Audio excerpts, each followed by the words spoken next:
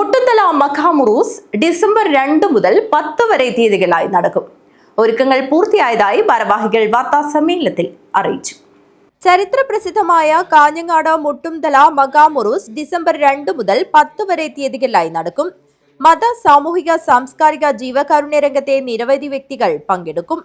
November 21 വെള്ളിയാഴ്ച ഉറൂസ് committee chairman Latheef റഹ്മത്ത് പതാക ഉയർത്തിയതോടുകൂടി ഉറൂസ് പരിപാടികൾക്ക് തുടക്കം കുറിച്ചു. ഡിസംബർ 2 ചൊവ്വാഴ്ച ഇഷ നിസ്കാരാനന്തരം കാഞ്ഞങ്ങാട് സംയുക്ത മുസ്ലിം ജമാഅത്ത് ഖാസിയും സമസ്ത പ്രസിഡന്റുമായ സയ്യിദ് മുഹമ്മദ് ജിഫ്രി മുത്തുക്കോയ തങ്ങൾ ഉറൂസ് പരിപാടി ഉദ്ഘാടനം ചെയ്യും. മുട്ടുന്തല ജുമാ മസ്ജിദ് ഖത്തീബ് ഹാഫിൽ മസൂദ് ഫൈസി ചെർക്കള ആമുഖ പ്രഭാഷണം നടത്തും.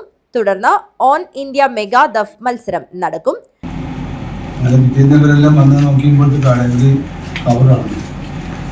അപ്പോൾ അവിടെ 150 വർഷമായിട്ട് അങ്ങനെ ഒരു വെച്ച സ്ഥലമില്ല, ഒരു ശൂന്യമായി കിടക്കുന്ന സ്ഥലം, കടൽ പ്രദേശമാണ്. ഇവിടെ അടുത്ത് വരെ കടലുണ്ടായിരുന്നു, കടൽ പൊളിയായിട്ട്.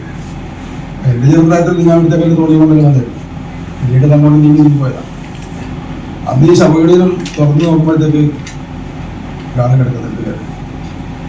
ആ തുണിക്ക് പോലും മണ്ണ് വെത്തിയിട്ട ഹൈറ്റ് പറഞ്ഞ ഒരാൾ. ഡിസംബർ 3 ബുധനാഴ്ച ഇഷാ നിസ്കാരാനന്തരം ഡോക്ടർ മുഹമ്മദ് ഫറൂഖ് നൈമി കൊല്ലം ഹിജ്റ പ്രഭാഷണം നടത്തും.